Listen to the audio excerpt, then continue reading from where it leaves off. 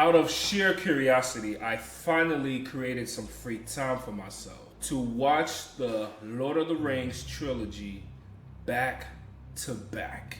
It's one hell of a task.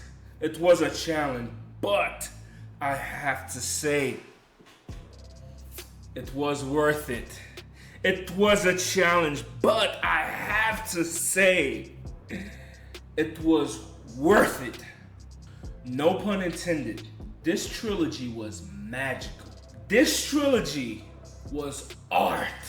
I'm not even over exaggerating.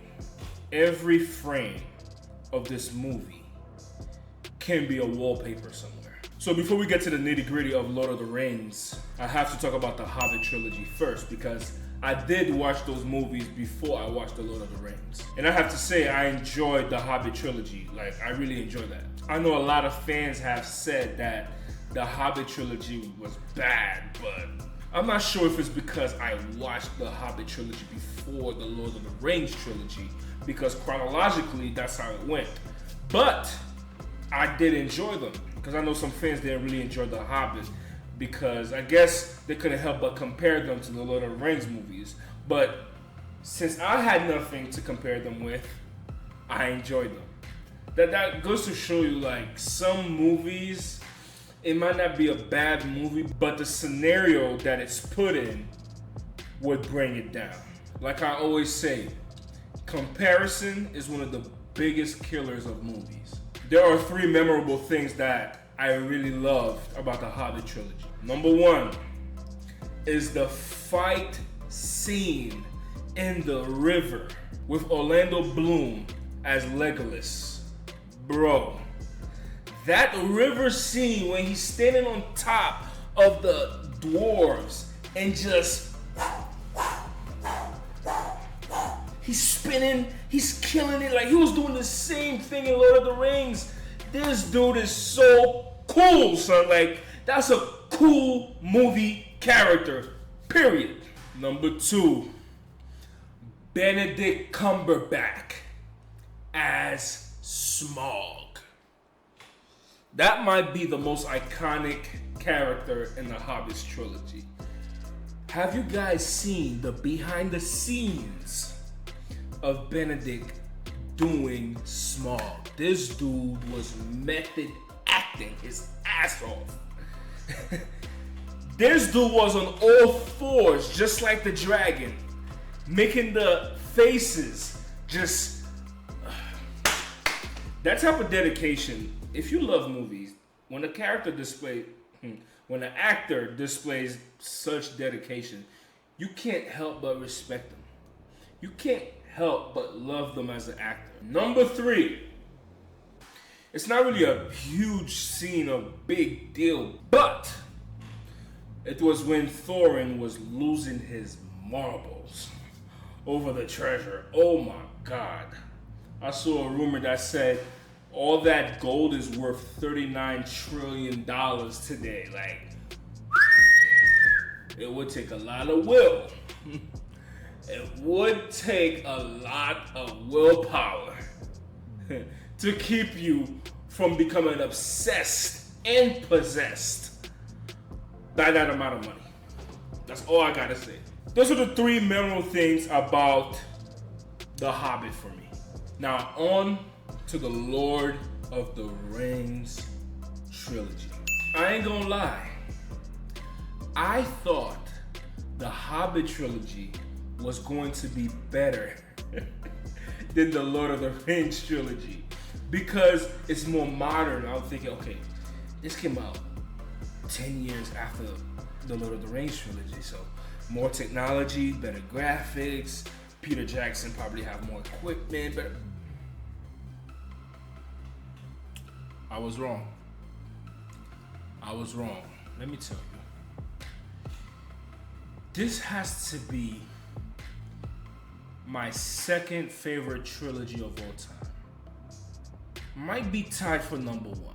My favorite trilogy of all time is the Good, the Bad, and the Ugly trilogy. Fistful of dollars, for a few dollars more, the Good, the Bad, and the Ugly. Like, that trilogy is insane. Those movies just got good, better, better, and better, and better, and better.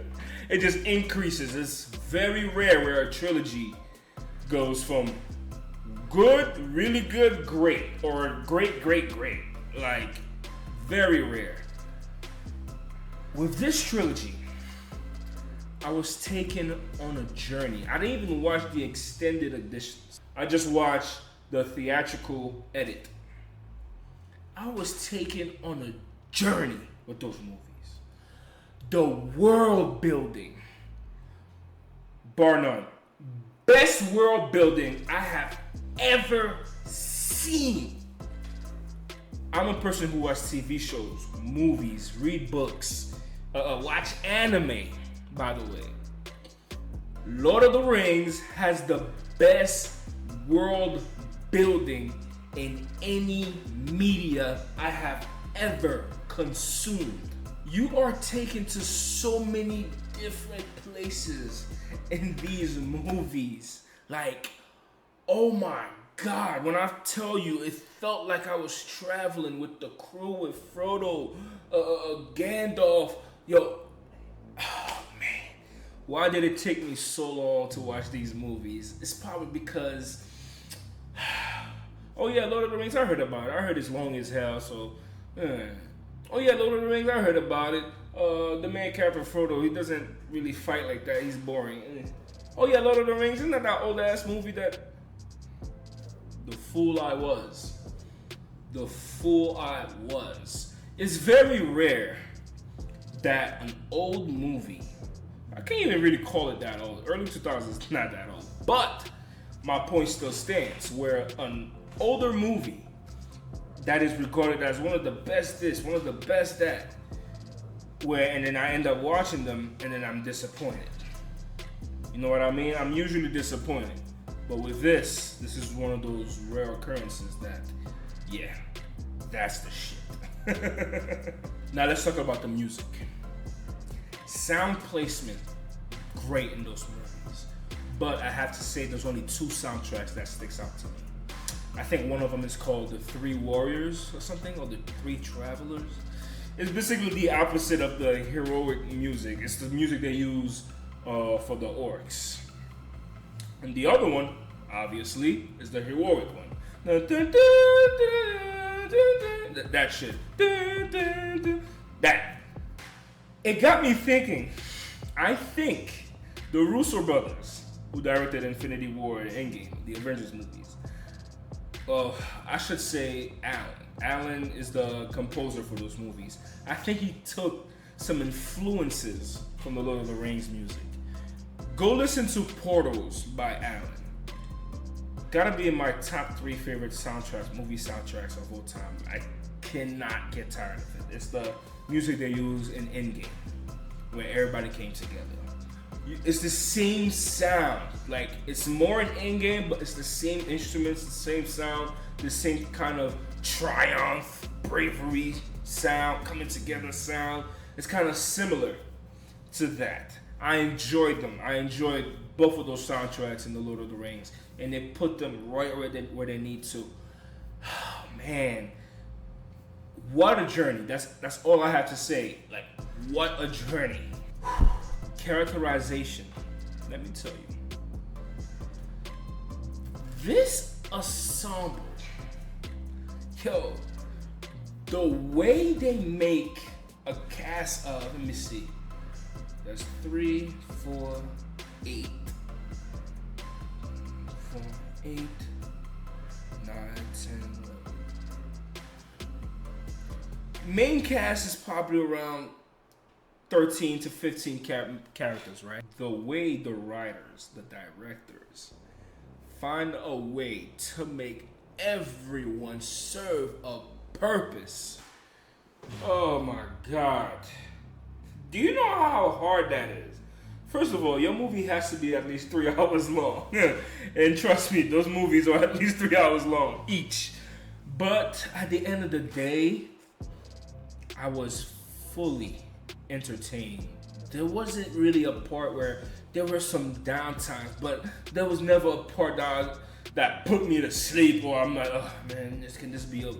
Nah, I was just like, I found myself being appreciative of all the little details. And I cannot wait to do a rewatch and watch the extended editions of these movies, man. Brr, I cannot wait. I cannot wait.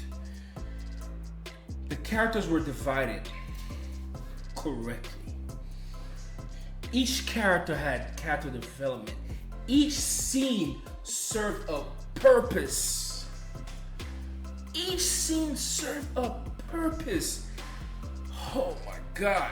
All the characters evolved, changed. God.